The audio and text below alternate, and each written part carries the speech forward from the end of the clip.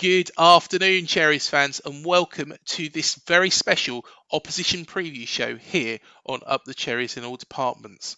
Now, of course, we've just been beaten by Manchester City 4-1. We've now got the team competed against the champions for that championship. Before I do welcome on my special guest, here's a little bit about our sponsors, Dental on the Banks.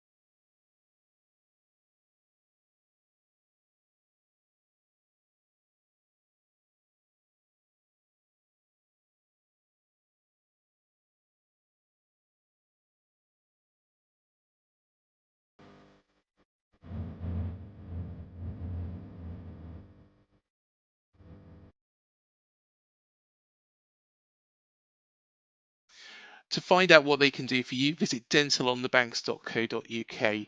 So, like I said earlier on, Arsenal are competing for the Premier League title for the first time since the Invincibles, since Arsene Wenger, since Thierry Henry, since Pires, and everybody else. So, who's better to talk to than somebody from the leading Arsenal fan channel out there? All know who it is, unless you've been living under a rock for the past 10 years. It is a pleasure to welcome onto the show from Arsenal Fan TV, James. Welcome back, James. How you doing, mate? Very good, mate. How are you? Yeah, all good, all good. I'm sure you're probably quite happy with how this season has gone since we last spoke. Yeah, and actually, I was thinking back to that. So that was game week 3. Arsenal had started really well in the season. Um, I was surprised by how convincingly we won that game in Bournemouth back in August. But it set a tone. The way Zinchenko played that day, we saw him pop it up in midfield, and we were thinking, okay, this isn't just a sort of a one-off. This is really the role he's going to play for us. And Arsenal really went from strength to strength for a lot of the season, even post World Cup with the Jesus injury, responded really well.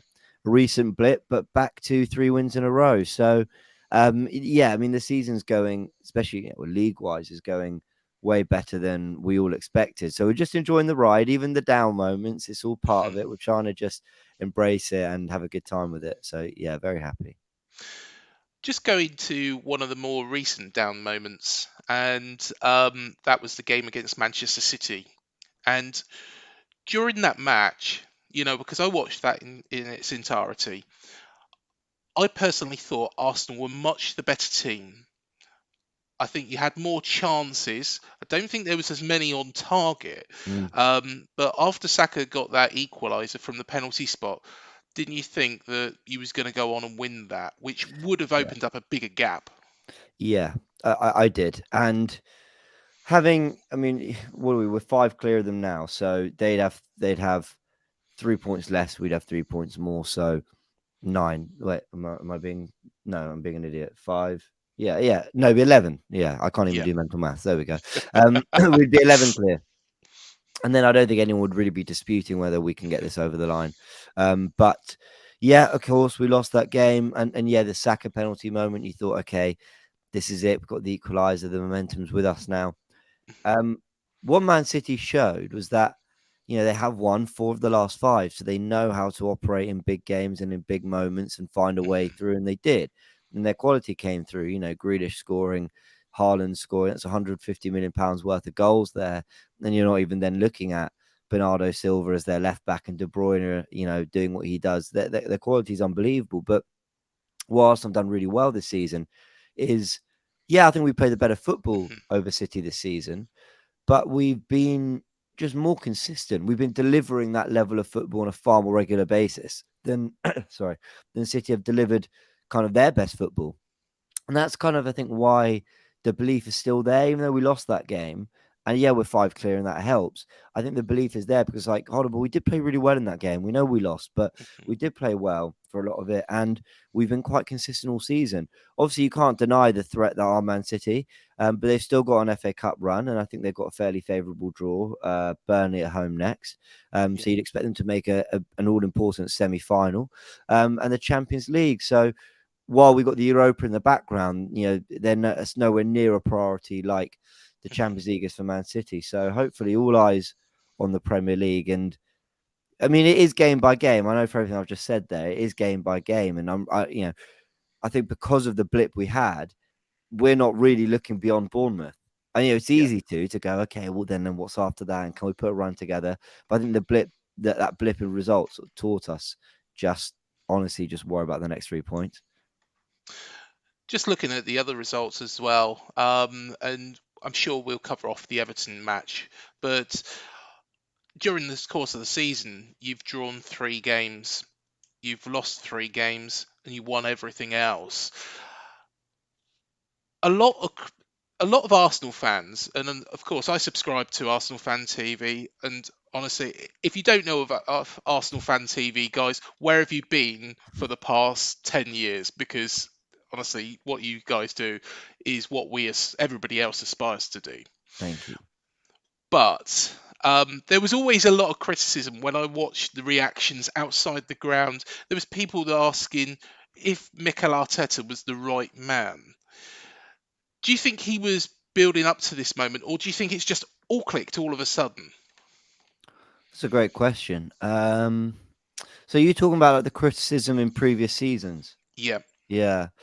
Um, there's a fairly famous quote, famous to Arsenal fans. I mean, that he said in a Mhm. press conference where he said something like, that you go through your growing pains, blah blah, but one day the project will go bang. And we sort of thought, what does that look like? What does it will go bang mean? Because I Mhm. sort of know what he meant in the sense that Liverpool, one season they added Van Dijk, and then they got to the Champions League final, and then for about the next 3 years, apart from one off year, they looked pretty imperious. So we thought, is that what he means? And I think this season has been the bang that he means. Where, let me put it this way with Arteta, and it wasn't popular to say at the time we were losing, but now we're winning. It's a lot easier to say to the critics, but when you want to play a really, really high level of football, Mhm. fluid, that is about every player always understanding where to be, and you see it some of the goals we've scored recently, the fluidity, the positions of all the players. It's so impressive to watch. That takes time to build. Now Arteta might have found a short-term way to get us scoring a load of goals, tightening up Mhm. at the back, um, being more competitive in games, maybe signing a couple 28-year-olds that would have come in and made a major difference. But he was always building for something bigger long term and sacrificing the short term a little bit. And to be fair, and I'm not just trying to, I was critical of Arteta at times. I was never Mhm. venomous or saying, get this guy out of my club or anything. But I sort of had got to a point where I thought, I just don't know if he's the one anymore. But for a long time, I did say, you could see he's trying to aim for something that's like big, that's like, look, Yeah. it's going to take longer, but when it delivers, it's going to be huge. And he got, he got there. He had to weather some pretty bad moments, and he has been Mhm. far from perfect in everything he's done. But what he has done is managed to get through and get his foundations in place. And now you're looking at a young team that you think, Mhm. I see what he was trying to do now. You look at what Saka's delivering. It's unbelievable the numbers he's putting in. And when he signs Zinchenko, and you're going, okay, interesting one. Man City didn't really want him anymore. So what does that say about our aspirations? But actually, he was the perfect player to lift us to the Mhm. next level. So, um, yeah, I hope that answers your question. I think he always foresaw what with time we'll get to. But Yeah. it has been a rocky road at times. It has been. We haven't seen Champions League football for ages, and we spent a lot of money. So we should have been delivering that sooner, perhaps. But we've got to a stage. We've got a team that's legitimately challenging for the title, and that's all we've wanted, really. And of course, you've been without Jesus for a number of weeks now, and you've still carried on that good form. Mm, Um, how have the players that have jumped in to those big shoes yeah, done done that effectively? yeah. I mean, so you're looking at Nketiah and Trossard, but Trossard very Mhm. recently. I think Nketiah overall, while he sort of did fade away the couple, last couple starts he had, he's been really, really good for us because Yeah. the work, the work ethic's there. I mean, you don't question that. His work rate Mhm. is unbelievable. And so one thing he matches Jesus for, if anything, might even do it. Does he do it better? I don't know. But if someone said that, I wouldn't think that's a wild comment. Yeah. His work rate is phenomenal. Um, and he's quite a natural finisher, or should I say, he knows where to be. He knows where the chances are going to come. Even though his finishing's been not at his best in the last couple of games, he certainly always gets himself in positions. And his goals against Man United that won us the game were because he kind of sensed where the ball was going to go, and he was there to put it Mhm. away. Um, so yeah, Eddie Nketiah's done really well, and now Trossard's come in, and I mean, Trossard works hard. I wouldn't say he's a pressing machine like Eddie Nketiah, nor does he always sniff out where the chances are going to come. But he's much more that sort of Firmino-esque false nine that is pulling everything together. And since Trossard's come in, Martinelli's form has improved, and that's no coincidence either, because he ties the attack together a bit better. So they've done really well. Jesus is the best of both worlds. It's Yep. someone who can score goals, but also someone who works incredibly hard, but also someone who can drift out wide and be a creator. I mean, you saw what he did in that game against Bournemouth. He was unbelievable in that game. He didn't even Mhm. score, but the way everything just flowed through, and that first goal comes from him. Um, so I say we've missed him because who doesn't miss a player like Jesus? But Yeah. we've done really well to weather that storm for sure. And the players who've come in have offered something. I mean, listen, they've kept our levels haven't dropped much. That's what I'd say, and that's really Mhm. impressive. So fair play to Trossard and Nketiah. I do have a question Mm, with regards to Trossard and Nketiah, but I'll leave that for a little bit later on when we're no talking problem. about how Arsenal are going to approach this game. Let's go to that Everton game though, or the two Everton games because you played them twice Mm, within a month. The first time up at Goodison Park was a shock result, yeah. a 1-0 defeat, which I don't think anybody would have seen coming, considering we played Everton twice in a row, once in the League Cup and then once in the Premier League just before the World Cup kicked off. And personally, I thought they were terrible. I thought they were dead certs. Beat them 4-1 and then 3-0 in the Premier League. But surely that shows because there was that little bit of a period where you drew against Brentford as well, then got beat by City. But it Mm, shows how you've bounced back. mm. And what's been the differences between that game and, of course, beating them 4-0 on Thursday? Well, let me say, and I don't think this has really been discussed by many, but I do wonder whether that Man City game was just really hanging over the players for a long Mhm, time. Especially as we started to see it coming over, over the hill, and then we lost the game with the Etihad in the FA Cup, mhm, and I think there was always that sense of let's right those wrongs and do them at the Emirates, show what we're about. But yeah. actually, Arsenal. I think not that they were playing with one eye on that. I just think sometimes these games hang over. I think Newcastle have had that a little bit with the Carabao Cup. Mhm, That final is always kind of lingering over, and you kind of just want to play that. And yeah, you got to kind of get through all these other games, but that's the one that's in your sights. mhm, And I think there's a little bit of that for Arsenal because I saw the intensity drop at Everton in a very strange way. The yeah. press wasn't there. We couldn't match them for energy. And then I saw us against Brentford just looking really shaky at the back. And it was like, Mhm, where's the concentration? What's going on here? And, officials had their part to play in that game, but Brentford were actually more than worthy of a point that day. And then Man City comes. And it's almost like once that was done, it was like, right, you've got out of your system now. You've played them. You've lost. Like, mhm. just get back to it. And I think there was a degree of that because Arsenal were very good value for 3 points against Villa and certainly against Leicester and Everton as well. Now, the two games against Everton in particular, I mean, you can do the whole Sean Dyche manager bounce. I definitely think that's a thing. I think, these coaches, they ultra prepare. And Yeah. Arteta would have gone in with nothing to prepare for. And into a sense, he could maybe guess what Sean Dyche is going to do, but Mhm. he wouldn't have seen what they've been doing. And it's a case of, well, we'll find out on the day. And they absolutely blitzed us in midfield. I think a Yeah. lot of us would have predicted he'd do that, to be fair. And we just couldn't cope. And I think we had an off day. And that can happen to a degree because I don't think we played that badly against Brentford or Man City either. Whereas Everton, we were bad. But the other two, we Mhm. weren't that bad. Um, and then they come to the Emirates. And the funny thing is, right, that first 40 minutes, hell, I'll give it the first half, even though we were 2-0 up. It wasn't that different a performance. We weren't creating any chances. We had 3 shots to their 4. The better chances, the higher XG chances were Everton's. They were catching us in a lot of transition in midfield. It was quite end to end, though the gaps weren't there for us to exploit when we went their way Yeah. either. So the first half was actually quite similar.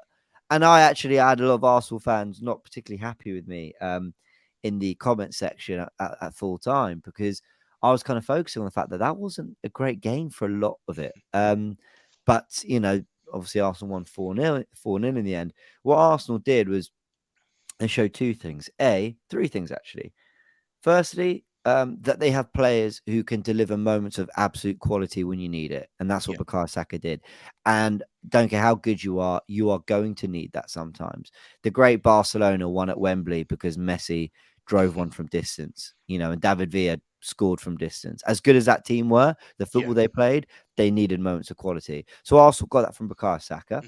Mhm. Then the second half, they showed total utter control. They allowed Everton nothing. And then in the last 20 minutes, as Everton tired, they showed squad depth and quality came through, and then they started to really blitz them. So in a weird way, we saw 3 other great things from Arsenal, even though it wasn't a perfect 90 minutes despite the 4-0 win. So I think Arsenal, they're still getting through some mental hurdles, but the crucial thing is they are getting through them. And I think Yeah. that's what is really exciting for us is that they're not folding to the pressure. Even though we lost against Man City, they played quite well. I Mhm. don't think it was a case of Arsenal folding to the great pressure that is Man City. Yeah, we made mistakes in that game, but we created a lot. We were brave. We played good football. We created a lot of chances.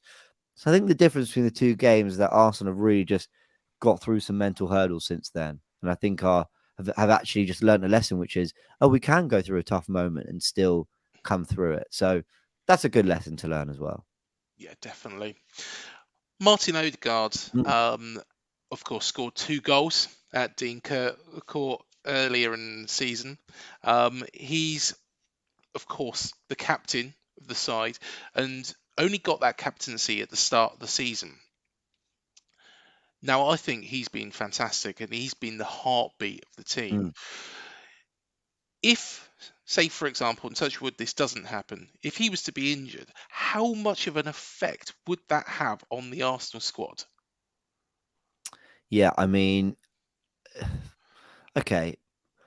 On the one hand, there's the things we don't see. So, for example, I saw a journalist tweeting that um, during the Everton game, Yeah. Arteta said something to, sorry, Odegaard said something to Arteta, Mhm. and within a minute or two, Arteta had spoken to another player. I think it was Trossard, and then Yeah. him and Martinelli switched positions.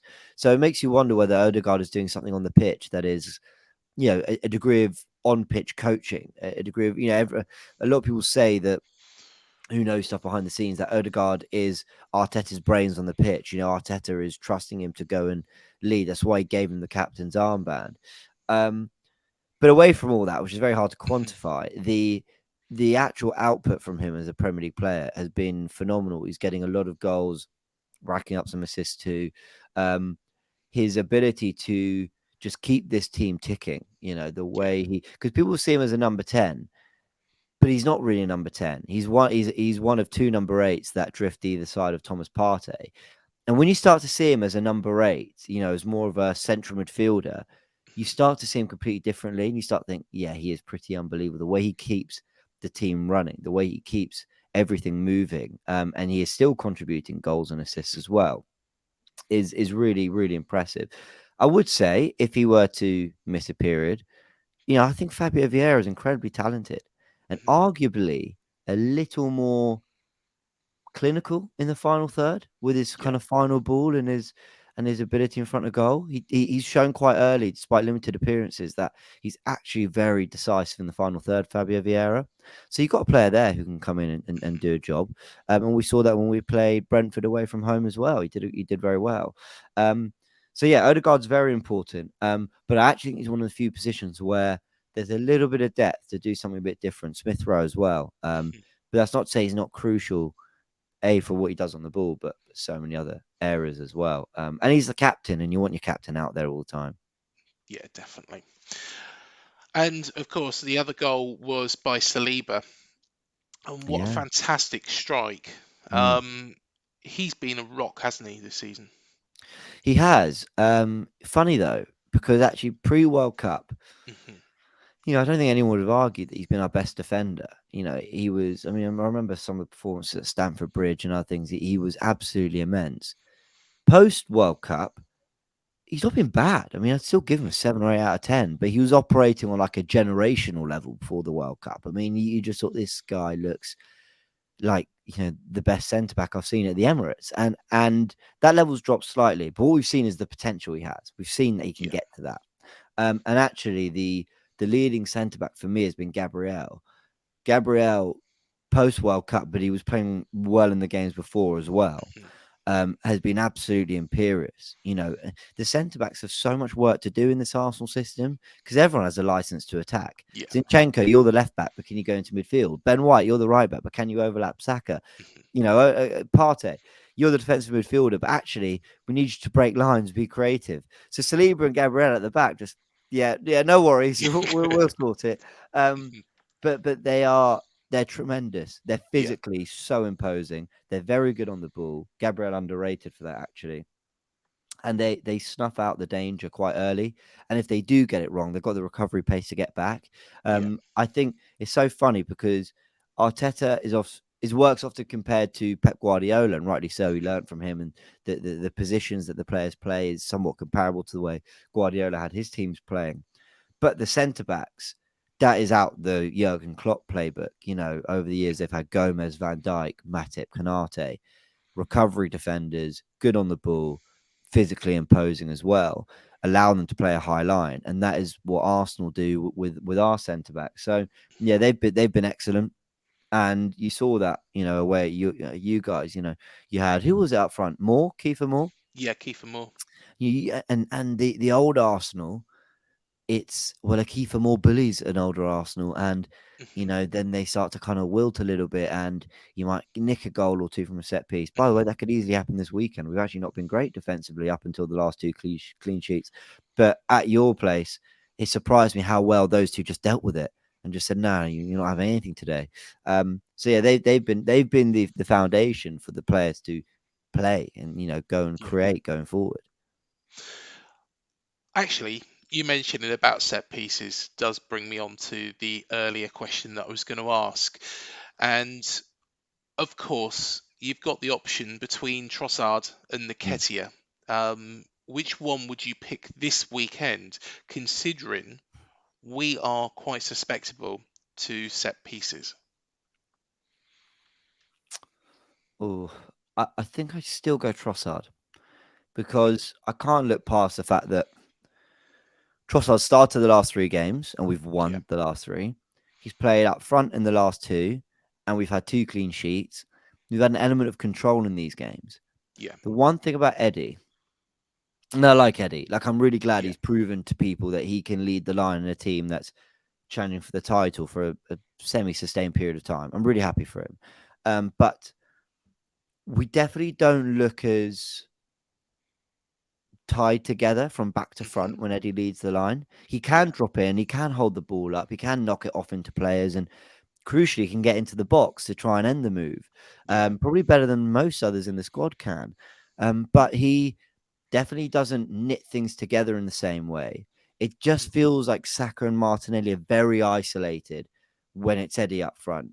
When yeah, it's Trossard, and you think one player really, but when it is, it just feels like he might pull wide and Marte might pull in, and then other players seeing a little bit of the ball, and that might drag a defender wide, and that might just start to unsettle the puzzle that has been put in front of you. So I would go with Trossard because I think Bournemouth will ultimately have to, whether it's by design or not, will have to sit back for a lot of the game. So Trossard might be the best at, just causing you those problems. But then, I mean, look at the goal Haaland scored against you last week. We actually break this Yes. down on DR Sports. The goal he scores, Haaland, I mean, the first thing people will look at is tap in from 6 yards or whatever. Yeah. But it comes from Gundogan running off and stretching the Bournemouth defence. Mhm. So you want players that are going to try and pull you apart and do those things. Haaland is there at the end. And, maybe that's where Eddie would be in a goal like that. But it's kind of the Trossards and the Martinellis who are going to have to pull you apart a little bit. So I would stick with as fluid a front three as we can put out, and that includes Trossard. That's quite an interesting take because I personally went the other way. Yeah. And I thought the player that I didn't want to come up against was Eddie Nketiah because I just thought we're so susceptible to set plays. Corner comes in, he can get his head on it. He's good around the box. He is a target man. But I can see exactly where you're coming from with regards to Trossard. Mm, We do know him a lot more than we do know Nketiah, but personally, I think I can understand why you're saying that. And Trossard looks like he's got off to a decent start at Arsenal, mm, and I'm he has. sure he'll go from strength to strength. Well, what I'd say about Eddie is, Mhm. um, I think sometimes it can be very easy to think we've been doing this as Arsenal fans. It's well, okay, you might not knit everything together as much, but if he gets one or two chances, he's going to put them away. Yeah. But Arsenal, the pitch is so crowded centrally that sometimes, even if you are that person that knows where to just wait for the ball Mhm. and all that, and you're waiting for that one chance, you're going to have two, three players around you. I think it's all well and good saying. Well, no, I'm not saying you're saying this. Others have said this, Yeah. but well, Arteta and Nketiah, he might sniff out that chance, but it's just not a guarantee that chance comes. Mhm. And with Trossard, if you're playing better, if you're more fluid, you're just going to create more chances. And whoever it does fall to, you just trust, hopefully, put in the back of the net. Trossard, I mean, he had a goal disallowed, but he's more than shown he can put the ball in the back of the net this season. Martinelli and Saka are two of the four highest scoring, under 21 players in Europe. So I think I think, I think we'd be right not to fall for the but Eddie, can maybe just be the one to put in the back of the net. I think we've got enough firepower elsewhere. But I totally see your point. And actually, when you are playing when you are playing a defense that is going to sit back, maybe you need that focal point as well. So we'll see. But Arteta might look to mix it up. Yeah, he might just think this is a different game and it's going to require something different, and that might be Eddie. I'll be honest, I did make a little bit of a cock up earlier on in the show as well. And I did say that Arsenal played Everton on Thursday, but actually it was Oh, Wednesday. But that actually brings on to a point, and why I'm leaving that in the show is this: is with the Europa League, and of course you've got Sporting coming up over two yeah. legs. Your fixture list is going to get quite congested, Yeah. and is there a concern from Arsenal fans with regards to injuries, suspensions, and players fatigue? Really? Um, there probably is a Mhm. concern from Arsenal fans, but there really shouldn't be. And now the reason I say that is because first and foremost, it's the Europa League, not the Champions League. Now, Yeah. I'm not for 1 second diminishing that competition. I'd love to win it. I want to. I honestly think winning trophies and that should be the goal. With oh god, I don't know how this will go down, but in theory, from the position we're in, it would be bad. But in theory, winning the Europa League and finishing third is a better season than finishing second. Now, I don't know how stomachable that will be for some people because of the season we're having, but like I think that's kind of the point I'm trying to make is that ultimately, the Europa League, you'd probably happily sacrifice a position for a trophy. And but the thing I'd say is it's still the Europa League. It's not the Champions League. It's not the main. You want to win the Europa League so that you can play in the Champions League. You want silverware, but that's Yeah, ultimately as well kind of what makes it to a degree so enticing. And Arsenal have been knocked out the Carabao Cup in the first round, been yeah, knocked out the FA Cup at the fourth round. Um, the Europa League would normally have a round of 32, but they got rid of that. They made it a qualifiers round, which we yeah, saw Man United and Barcelona play.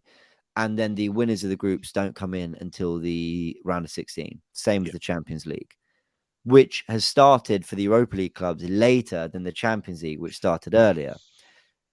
I just don't think there's any excuse. I just think, yeah, this Arsenal Football Club that there are going to be a lot of games. That is just how it is. Mhm. And, you know, okay, there might be a bit of fatigue, but, the other day, and we analysed this on AFTV, we made all five subs, and the players that came on were Tierney for Zinchenko, Jorginho for Partey, Smith Rowe for Saka, Nketiah for Trossard, and Vieira for Xhaka. I said, unbelievable bench. Yeah, That's once upon a time, you're talking best left back in the country, Tierney. That was a debate. Vieira, one of the most exciting young players, £35 million signing. Smith Rowe, who was brilliant for us last season. Nketiah, who was leading the line not too long ago. Jorginho, who's won Champions Leagues, Euros as well. By the way, he actually started as Partey, who came on for him, so even better a Mhm. sub. So you had Nelson to that, and crucially, you had Gabriel Jesus to that. Yeah, Tomiyasu as well as there. Kivior, our £20 million centre back signing, who just arrived. It's a real list of options. So there's no excuse for Arsenal now. When we were having a few injuries before and we hadn't brought in Trossard, Jorginho, Kivior, I got it. Yeah, you're probably playing with about 14, 15 players there, and you're thinking, let's just not really go all out for the Europa League. But there's a real squad there now, and I think he yeah. should use it, and I think he should be good enough to do well. Of course, one man that has played for both clubs as well is going to be between the sticks for Arsenal, unless there's some sort of freak change that Yeah, Arteta's planning. But Rambo, as we like to call him, and he's been brilliant for Arsenal, hasn't he? yeah, he has. So if I get it right, so you signed him, didn't you? Yep, From from Sheffield United. that was it, and then he went back to Sheffield Yeah. United. Yeah, he's been excellent. He, what he's done, and I'm very critical. So I'm very careful of being critical about players when it comes to this sort of thing because this is the kind of stuff that us, numbers can't tell you, and I don't really know whether I'm right to say this or not. But I'll say it anyway. Is that I think this season he's calmed down a bit. I think last season, as good as he was, there was this sort of like he was very vocal, Yeah. and I don't always think in the best way. I think there's a line between vocal commanding and Mhm. actually just causing panic. And I'm not saying he did that, but goalkeepers can sometimes. Yeah. Remember the famous footage of Joe Hart in the tunnel before the World Cup game against Italy, kind of smashing his head and go, "Come on!" And it's like, all right, let's relax for a bit. And I think Ramsdale had a little bit of like, um, I don't know how to explain it. He was excellent for us, but Yeah. it was maybe a little too much sometimes. This Mhm. season, he has just quietly gone about his business and he has been unreal. His distribution is phenomenal. He commands at set pieces. Yeah, there's the odd error, like the goal against Man United, but that can just happen. They're not going to be faultless all season. Um, he's stepped up when it comes to shot stopping. Made some big saves. Won a couple against Everton actually as well. Um, and we love the guy because he's very in tune with the social media world. He's very relatable. His dad comes to all the matches. He's a likable, humble guy.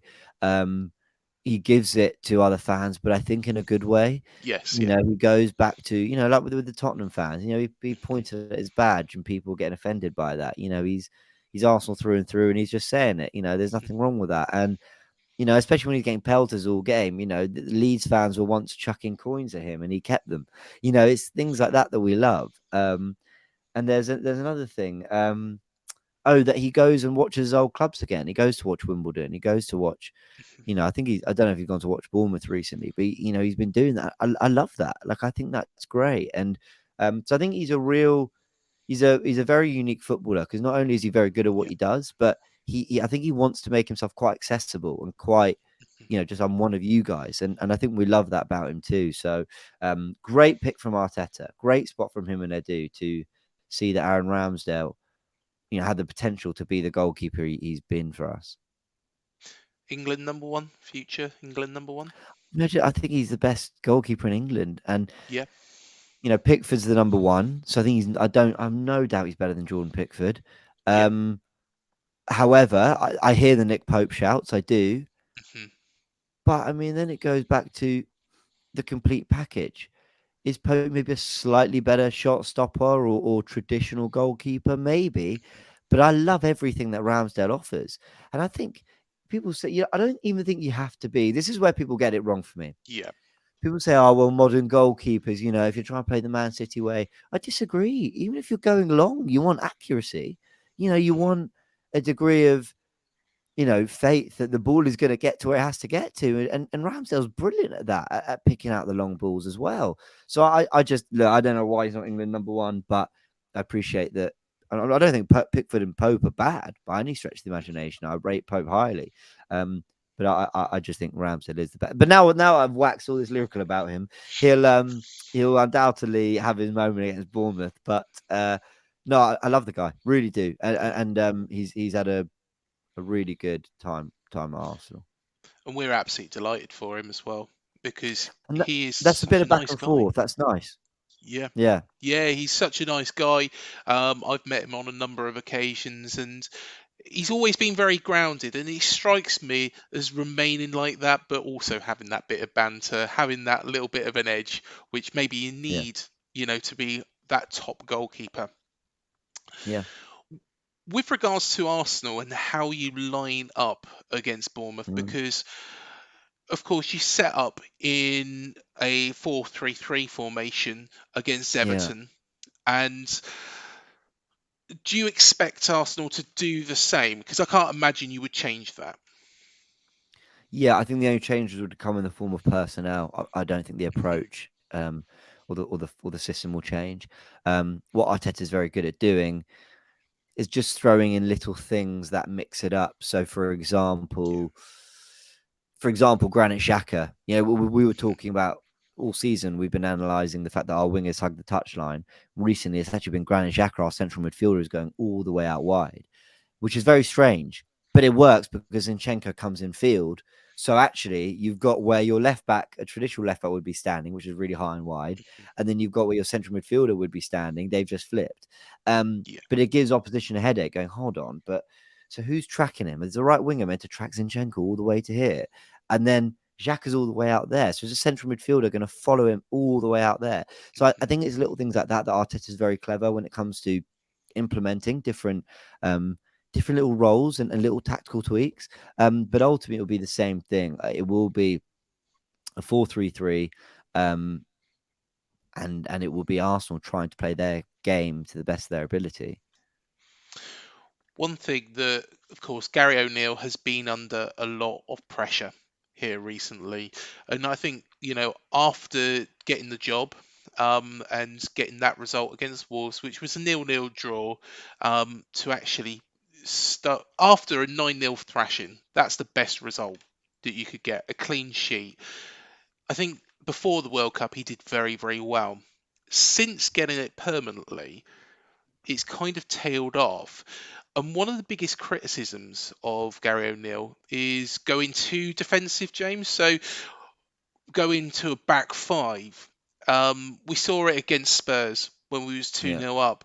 We went all defensive. We lost 3-2. Against Leeds, we were 3-1 up. Went defensive, lost 4-3. And we've even seen it in more recent games as well. Against Nottingham Forest, we had the lead. We went defensive. We conceded, lost 2 points. And against Brighton, he seemed to do that to try and defend the point and end up losing the one that he actually had when we was the better side. If he went toe to toe with Arsenal, like he did against Newcastle, and I know we drew 1-1 in that yeah. game, but like we did against Wolves, and do you think that that would be a better way of approaching it rather than just going all this defensive and just giving Arsenal too much time on the ball to pick us off. What a question. See why I'm hesitant is the best the best coaches, and I'm Mhm. talking sort of anyone who's Premier League standard, will find a way to do a bit of both. Yeah. Now, if you look at Brentford when they came to the Emirates, they had a back five and a midfield three, Mhm. very very sort of condensed in the middle of the pitch, very difficult for Arsenal to break down. They got into a shape very quickly, but my word, did they offer something on the counter? They were very brave sending their men forward as well. With Tony with his flick-ons and Bema running in beyond, the wing backs getting forward, a midfielder coming to support as well. And they had the better chances, certainly in that first half. It could easily have been two up, because they were rigid and they were solid, but they were brave when the opportunities opened up. So I think the answer is I wouldn't go pressing Arsenal all over the pitch, high Mhm. line and all that, Yeah. because that would play into Arsenal's hands. But I wouldn't sit back and when that ball is cleared, I don't think you should be seeing your players go, right, hold your position, let's wait for the next attack. Mhm. Yeah. No, once it gets up the pitch, go chase it. Try win a foul. Go get a set piece. Get yourself up the pitch. Can pass on their half for 90 seconds. Get your wing backs forward when the opportunity comes. I think you got to. You got some talented players. Mhm. You got some players that can do some damage. And you're right. All these games. I mean, I was looking at your last five results and thinking they don't look that bad.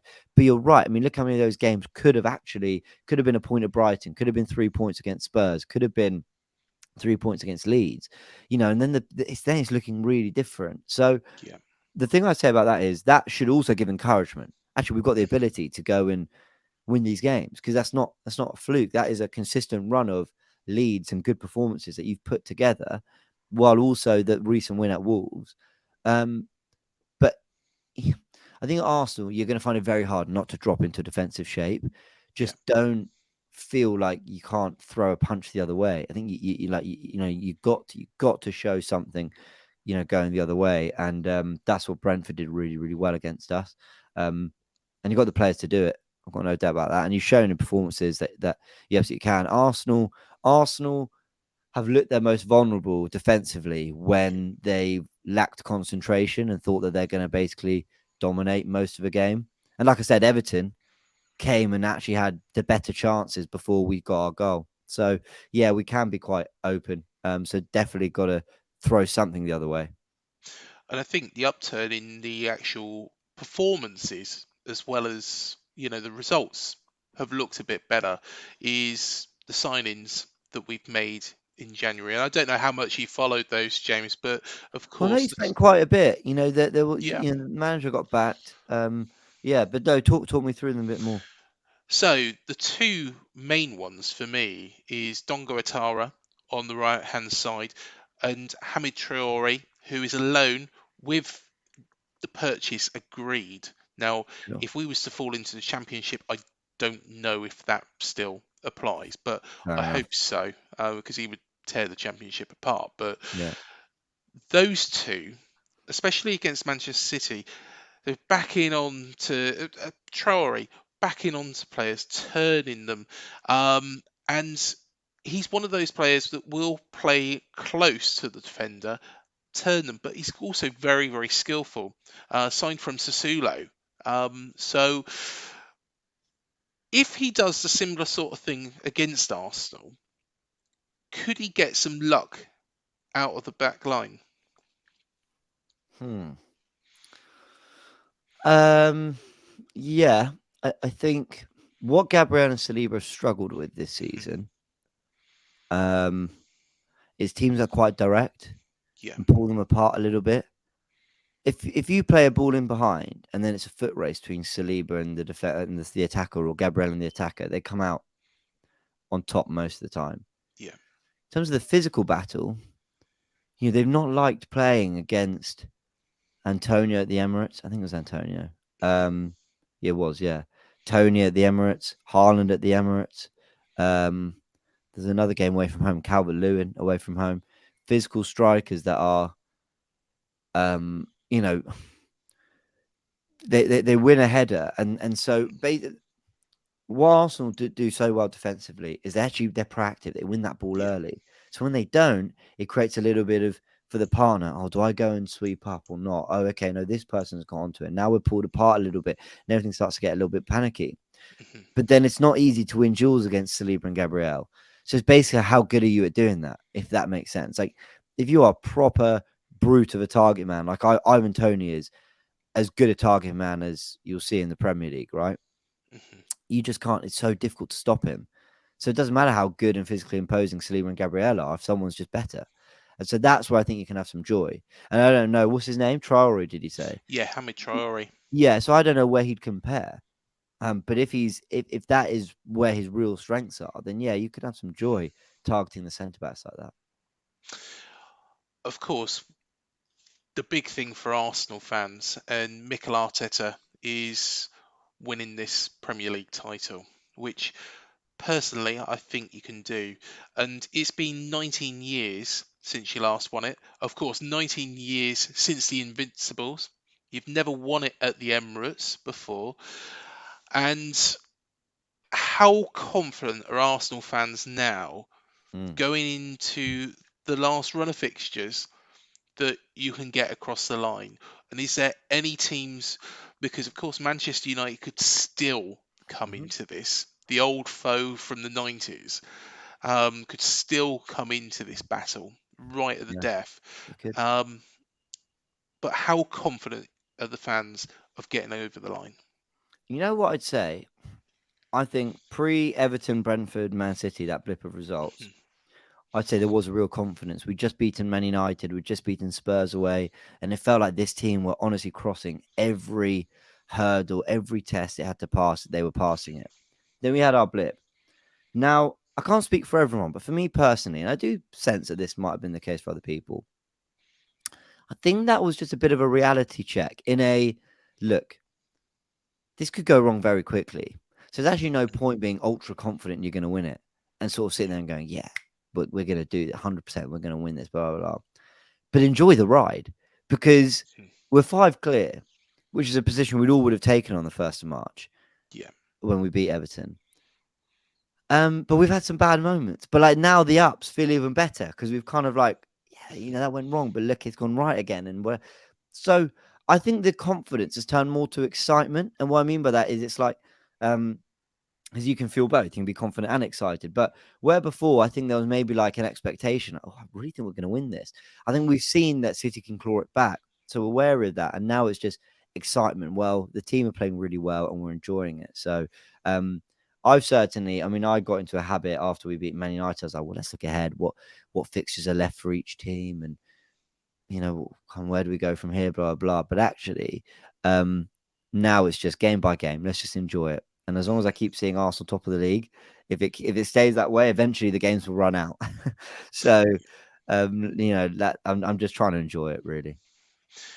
Mikel Arteta, Mm. and comparing him to Arsene Wenger is it's probably a little bit too early for that, Yeah. considering what Wenger did. But do you think he's on his way to that sort of acclaim, considering what Wenger did at the early days when he took over at Arsenal, and what Arteta has done, in this period since taking over from Unai Emery? Well, I mean, what Arteta's done is not easy. He's Mhm. completely flipped the club. Yeah. He's reunited the club with its fan base. He's given Hale End is producing talent again.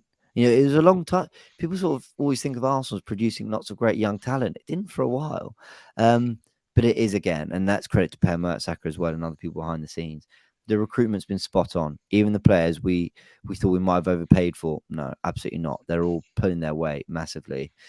Um, he's got us playing really good football again. There's new artwork around the Emirates. The area, the stadium feels vibrant again. Yeah. Um, so I think he's done just a lot of tremendous work off the pitch as well as on it. Now that's the kind of thing that when people talk about Wenger's legacy, they talk about a lot of the other things he impacted when it comes to impacting football. So Mikel Arteta can deliver you know, what's he have to deliver? No, let's be honest. Arsene Mhm. Wenger delivered 3 Premier League titles, one of them invincible, Yeah. got to a Champions League final, won more FA Cups than any manager in history, was part of Arsenal getting to 14. He got the Mhm. 13th. Arteta got the 14th. Arteta's a lot to do to get to Arsene Yeah. Wenger. But to become a legend of the club, win the Emirates its first league title, hell, win its first Champions League, Mhm. he'll be remembered as one of Arsenal's greatest managers. Because of the task at hand and because of if he brings us our first Champions League and all that. Look, none of that might happen. I mean, honestly, like while that Yeah. feels like Arsenal on a really good trajectory and they're powering ahead and there's only more to come, we might not win the league this season. And then Liverpool might be back. And then Chelsea might spend even more. And United keep improving under Ten Hag. And you're fighting for top four, even though your Yeah. levels haven't dropped that much. And the Champions League is so difficult to win. Look at Man City and Mhm. PSG. So he's doing a really, really, really good job. Mhm. So let's just see where it ends up. But in terms of getting to Wenger's legacy, I think he's got a long way to go personally. Say, for example, you do win the Premier League this season, and Yeah. just going off the back of your what you said there,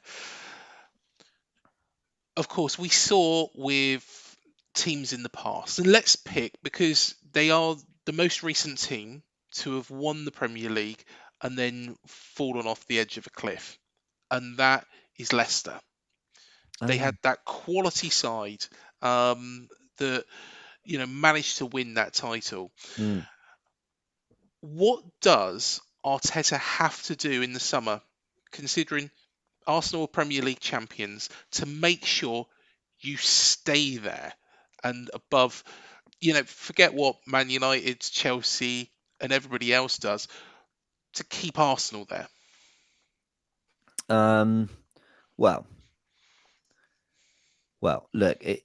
Firstly, there's very few better positions to be in Mhm. going into a transfer window than Premier League champions with Yeah. already plenty of squad depth you're happy with. He's got to identify, I think, 3 players, Mhm. maybe 4, that he thinks are going to just come in and raise the level even more. Yeah. Jorginho's done really well, but is Declan Rice, who we've been linked with loads, Mhm. is he just that different player who's going to Yeah. provide serious competition for Partey, who's maybe going to slot in for Xhaka's position at times? Um, can you get another winger so the workload isn't always on Saka? Mhm. The brilliance of Bukayo Saka when you're facing left backs across the country is he's so unpredictable. Oh, sorry, a little notification there. Let's get rid of that. He's so Yeah. unpredictable. He can go left foot, right foot. He can go outside, inside. Okay, what's more unpredictable than a player who can do that? Well, a second player that can do that. Yeah. So not only are you going into a game going, well, what's Bukayo Saka going to do? You're going, is it even Bukayo Saka today? So this is what I think. We're going to have the Champions League to come. He won't want to rotate like he has done in the Europa League. We're only now with the Europa, and even now we're going to rotate in the Europa. We're only just getting to a point where the first 11 might have to play 2 games a week fairly Mhm. regularly. Yeah. Next year there will be no, and that is obviously providing Champions League football's confirmed, and Mhm. it's looking fairly likely. Um, you've got to feel that. How do I put it? That he's going to want to have a squad that he genuinely is happy to rotate between. And Mhm. then when I honestly mean this with all due respect, and I'm aware I'm on a Bournemouth channel, so it's going to sound quite rude, but Yeah. Arsenal fans, we don't want us to rotate going into this Mhm. game because it's so important. Yeah. But Man City probably would be happy to go Mara's Mhm. out, Foden in. And again, I mean that with all due respect. But Yeah. it's understanding there's other games and there's a whole season. But Arsenal aren't in a position where we'd want to do that yet. Mhm. So how do we build a squad where you are genuinely happy to go? But also, I say I'm being disrespectful. I'm actually not. The reason we don't want to is because we actually respect that Bournemouth have a lot of Mhm. quality can hurt us. So you need to almost get a level of quality where you're not weakening the 11 by bringing out a Saka and then adding another winger. You're not weakening the 11 by bringing out Erdegaard and adding Vieira, who's hopefully got a year's football under his belt and is getting near that level. You want to feel comfortable to go, we know we're facing stern opposition no matter where they are in the league. and we've got a squad that we can genuinely depend on to go and maintain those levels. So that's where I think the next step is. How does that squad get to a point where you have 16, 17 really dependable players, and then maybe four that, yeah, maybe they're not quite the same level, but they come in and they keep things ticking. And that's not an easy job. How do you find 3, 4 players that are as good as the 3, 4 players in Exactly. the positions they're competing for? But that's the task. Well, hopefully, fingers crossed, you'll win the Premier League title. Well, thank It's you. I do appreciate that. no problem at all, mate. And Arsenal Fan TV have been brilliant to us this season. Thank you all so much for that. I did want to Well, bring thank up you. an interview I watched that Robbie did Go for it. with David Dean a couple Yeah. of weeks back, and it was really, really interesting. And watching that through, you mentioned, of course, Man United and the game with them just before the Munich air disaster. But also, one of the mentions about Manchester United was that before George Graham was appointed, David Dean was looking at Sir Alex Ferguson, or Alex Ferguson from Aberdeen at the time. How could that have changed the trajectory of Arsenal Football Club? Or are you happy the way it all panned out? I think you've just got to be happy with the way it all panned out, right? Yeah. I mean, Arsene Wenger is woven into the fabric of Arsenal. He built Hmm. this stadium. Um, he's just look. It didn't end brilliantly. It didn't, Yeah. and I don't know why people shy away from saying that. It was he was miles off it in terms of the manager we needed him to be. Football was evolving, and it had evolved beyond him. But he gave us so many unbelievable years. He gave us so much great football. Even as it got worse, he delivered big FA Cup moments. He We had some scintillating players to watch. Um, and I just wouldn't change it. I mean, would Ferguson have I don't know. I don't know. Would Ferguson have done better, whatever better looks like? I don't know, and I don't care. I Fair wouldn't enough. trade Arsenal. Yeah, I wouldn't trade Arsenal. I just and I know that might sound strange for people to hear, but it's he came back to the Emirates Hmm. recently. First time. His first time back. Boxing Day, beating West Ham 3-1. That felt really special. Yeah. And I don't know if it's partly because of the way he left. And he did say that he wanted some time away from the club and he needed that. It was all very raw and emotional. Ferguson never had that kind of the way he left wasn't really the same. Yeah. Um, but Ferguson never had that kind of return. He was kind of in the stands quite quickly, kind of Mhm. watching over everything, which I thought was a bit strange actually. Um, but it shows how much he loves the club that he's kind of there all the time. Um, Whereas Arsene Wenger, I think him returning as Arsenal were kind of back in a way that was very Wenger-esque, challenging for titles, really good young players, playing good football. There's some of the things that at different times in Wenger's reign you associated with Arsene Wenger, Mhm. and him to see that and then get the applause from the Arsenal fan base. I mean, that was very special actually. So look, I don't know what would have yielded more success, but I'm happy with the way our history went. And just before we get on to the predictions for this game, Mm, one thing that Wenger did was bring in a lot of players who are still at the club today. And to be honest, this mirrors a little bit how Bournemouth have operated. So we've got the likes of Steve Fletcher at the club still, Tommy Elphick. There's many, many more that we could name, but they're all ingrained into our history, but are still here. Andrew Sermon's recently returned. Of course, Per Mertesacker, you got to do. Um, mm. how important is it from that period of time to have those players ingrained into Mikel Arteta, of course, an Arsenal player himself, into his backroom team? Well, More so, it's people who really believe in what Arteta's trying to do. Um, there have been questions about Eddie. I like the guy. Yeah. Not just because he's chatted to lead judges and Cecil, but because he's actually. I like the job he was doing before. Um, Questions about whether he can get a really big deal over the line. That's fair enough. But I like Edu. Mertesacker, I mean, always known for his intelligence and his understanding of football. Yeah. I look for a player who wasn't the best on the ball, wasn't the quickest. He had an immense career. So he clearly used his brain very, very well as his physical stature and all that. Um, yeah. I think that's all key. I think that is all key. But more so because they are pulling in the same direction as Arteta. I think that's the really big thing. And what Arteta's done is basically got rid of anyone who's not, and that includes players. Anyone who wasn't really on that same wavelength of what he said, well, you're not going to be a part of this journey then. And he got rid of them. And actually credit to the Cronkies because they backed him to do that. Hmm. You know, he wanted rid of a few players. I won't go into names. They were gone. And that Yeah. is just it's ruthless, but that is the way you've got to. That is how you're going to build the kind of culture you want. And Ten Hag's doing that with Man United now, and Ronaldo, and it is no coincidence that both managers have delivered silverware early on, and that their Yeah. teams are going in very progressive and in the right direction. When you've got that kind of leadership, You did mention something else there that has just made me think of another question. go for it. The Cronkies. Yeah, Um, the Arsenal fans' the Cronkies. opinion of the Cronkies, has it improved this season? Um, yeah, it has undoubtedly. I think we okay. There's two things. Mhm. Firstly, we wanted them to obviously back the club, support the Yeah. club, look after it, act like you care, invest in the team, give the manager what they need. They've done all that in fairness, Yeah. but it's all come post Super League, and the Super League was what really got everyone.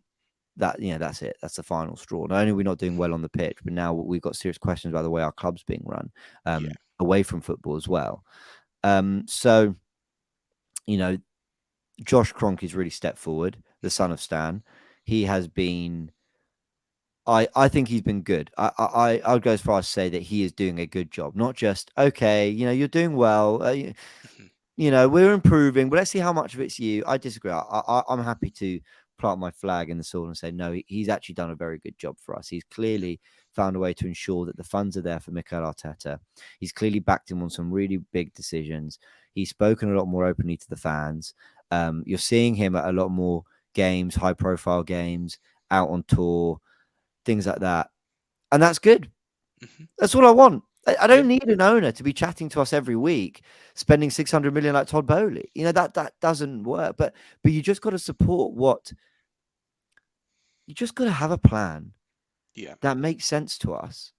Well, maybe it doesn't have to make sense to us, and then just go and execute it. And just then, if it doesn't work, fine. But at least you gave it your all. No, if Arteta fails, I would look at no one else but Arteta. Mhm. Because the Cronkies have given him what he needs. They've given him the money. They've given him the players. We've now reached a level of performance that shows that we can get to that title challenging level. So as far as the Cronkies are concerned, they've done their job for this. And Yeah. people will say, well, they should have backed Arteta more in January, but they tried for Mudryk and they couldn't get him. And now he's looking pretty poor at Chelsea. But they gave him Trossard instead, who's looking really good. And they Yeah. wanted Casado, but Brighton just would not sell. So what can you do? Well, you get Jorginho, and he did really well for us. So yeah, no qualms about the way the ownership are running things at the moment. Really not. And I won't revisit that if things go wrong between now and the end of the season. I won't go, well, the Kroenke should have done this. They should. Arteta and Edu have had the tools and they're delivering. Everyone's delivering. Well Mhm. done. If they don't, I'm not looking at the ownership. Well, of course, we've covered off so much in the show, and thank you so much for joining me Well, again, no, James. It's been a thank pleasure. thank you, and apology. It's been so Arsenal sent. I mean, I appreciate it's a Bournemouth channel, so perhaps that's what you wanted, the Arsenal side of Yeah, things. But definitely. I didn't really throw much back in terms of questions. But I will point everyone to box, where Turkish has done the Yes. flip, which is get all Yes. the Bournemouth insight from you. So Look, a big thank you, and yeah, apologies, I've been waffling on about Arsenal, No, mate, but honestly, it's an absolute pleasure. Of course, we got to get a prediction out there before we let you go. let's do Um, it. how do Well, you I think it will went go? 2-0 on all the other podcasts and shows we did to Yeah. Arsenal, because I'm not expecting it to just be plain sailing. Um, but I have to back the team to Mhm. get it done. I can't remember what I predicted for Bournemouth away. I can't remember. I would have said something like 2-1 or something a I bit. think you probably did. Yeah, I'll Yeah, have to watch something. it back. I rarely go big. I rarely say four threes, fours, fives because Yeah. that can happen. Um, but I'm waiting for Arsenal to hit the moment where they Mhm. are 2-0 up in a game, and actually they could score three, four, Yeah. five, but they go, we don't need to. There's kind of more to come. I'm not saying, by the way, this will be this game, but the reason I'm predicting a 2-0 is because I just think there will be there'll just be a moment where I think Arsenal, whether it's this game or next or whenever it might be, where they go, "Oh, we've got Sporting Lisbon to come, or we've got, to a degree, actually, we saw that against Mhm. Everton. We were 2-0 up, and all three, and only brought on Vieira, took off Saka, and all that. So maybe that was the game where we saw that. But uh, yeah, I'm going to go 2-0 because I think Bournemouth will be tough to break down. And Mhm. apart from the City game, you weren't conceding that many goals game to game in the 4-5 before that. So I'm not expecting it to be easy at all. I said on box to box, 3-1 to Arsenal. I'm not going to change that just because I'm on my own show.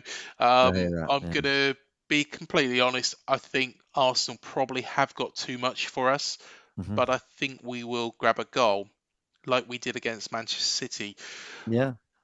I think a lot of fans are probably thinking that these are bonus games, games that, if we get something from them, great. If we Yeah. don't, then it's not the end of the world. But we have got games coming up Yeah. against the likes of Leeds, Everton's last game of the season, Southampton, Leicester, West Ham. Those are the games that we desperately need to win because that's Yeah. taking points off those teams as well. I'd Yeah. rather it not go to that last game of the season against Everton because they'll be setting fireworks off outside our hotel. But how do you think that Bournemouth, if we are still in the relegation zone after playing yourselves and Liverpool, approach the rest of the season? Do you think that Gary O'Neill would be effectively conceding defeat and saying, right, we're going into the championship? If he goes all defensive, if he just goes for it, like he did against Newcastle, like he did against Wolves, in the old Eddie Howe way, do you think, firstly, have we got a chance? And do you think, secondly, that's the best tactic in the sort of situation we're in? Firstly, I really want you to stay up. Um, Cheers, mate. I appreciate you saying that you really want us to win the league earlier, but I need to echo that I really want you guys to stay up. I love the club. I love the story. Um, I think just going off what you said, go punch for punch. I don't think this Sam Allardyce, Sean Dyche. I mean, Sean Dyche. The difference with him and Everton and why they might be okay is because they've actually got the quality in players.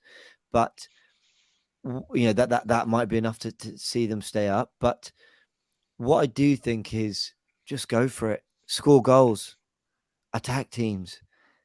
You know, you're probably going to concede goals by sitting back and defending anyway. Yeah, So you may as well go for it.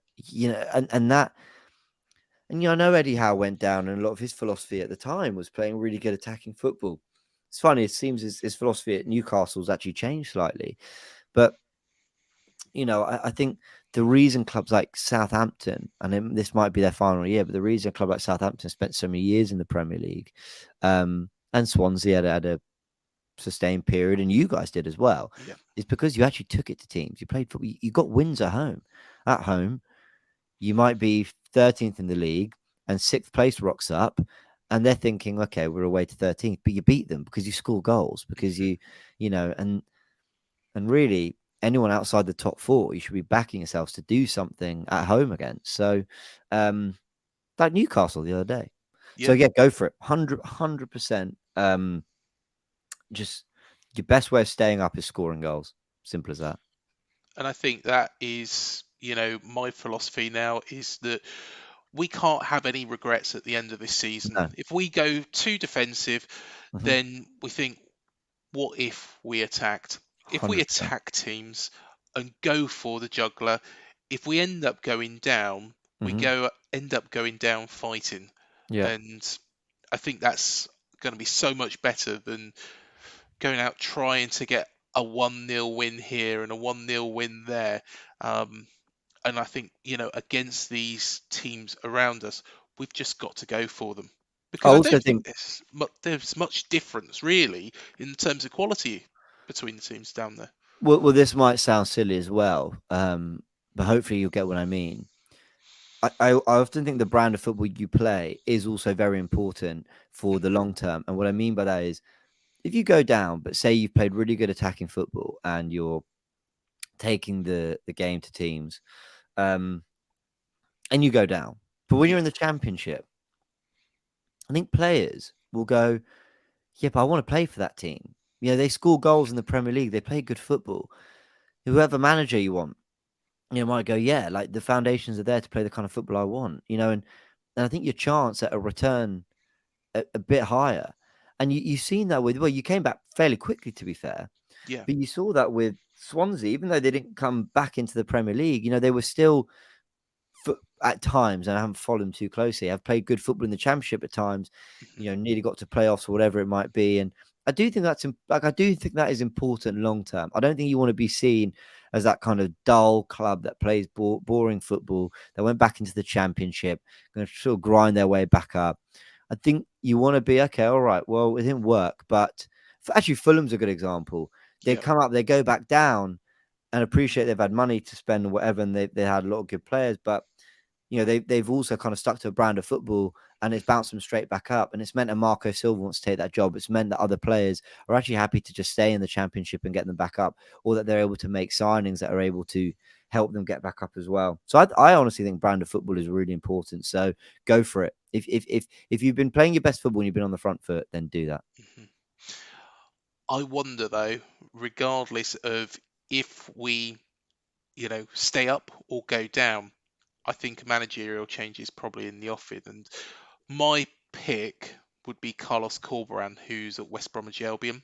Okay. Of course, we went after, or was rumoured to have gone after, Marcelo Bielsa, but Mm, I think he plays that sort of brand of football, and you can compare it a little bit to Arsenal. yeah. In the Invincibles, okay, yeah, not as good. Let's be honest, no team's going to be as good as that team because that was an amazing side to watch. But playing that nice football where it's attractive to watch. It's not long ball like Sean Dyche did at Burnley for so many years. Yeah. Um, that was anti-football.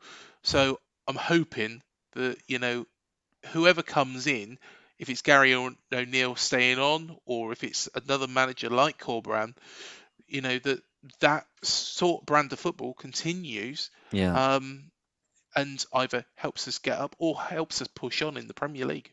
I agree. I think it's part of your identity. You played great football when you were in the league last time. So yeah, absolutely. Stick by that. Yeah, definitely. Well, again, James, thank you so much No, for coming thank on. you. It's been an absolute pleasure. Great chat with you again, Yeah, really as enjoyed it. always. Thank you for having me. And of course, everybody, you know where to go. Arsenal Fan TV. It is the biggest YouTube channel for a football club on the internet. So go and check them out. Go and subscribe. Go and check out that David Dean interview with Robbie because that was really, really good. And yeah, again, James, absolute pleasure as always. Thank you so much. Thanks for having me, man. Yeah, hopefully we can do this next season as well. I'd honestly love to. Yeah, well, we'll invite you back on. But yeah, thank you again.